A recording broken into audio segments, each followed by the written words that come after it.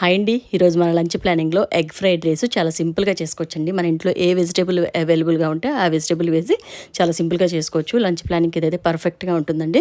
దీనికోసం అయితే ముందు కొన్ని ఆనియన్స్ని ఆయిల్లో ఫ్రై చేసుకొని అవి కొంచెం ఫ్రై అయిన తర్వాత మనం 4-5 ఎన్ని ఎగ్స్ వేసుకుందాం అనుకుంటున్నాం మనం తీసుకునే రైస్ క్వాంటిటీని బట్టి చక్కగా అందులో బ్రేక్ చేసుకొని వేసేసుకొని దాన్ని ఒకసారి మిక్స్ చేసుకొని అందులోకి కొన్ని ఫ్రెంచ్ బీన్స్, క్యారెట్ ముఖ్యంగా ఇవి ఉంటే సరిపోతుందండి. టేస్టీగా హెల్తీగా కూడా ఉంటుంది ఎగ్ ఫ్రైడ్ రైస్ అనేది.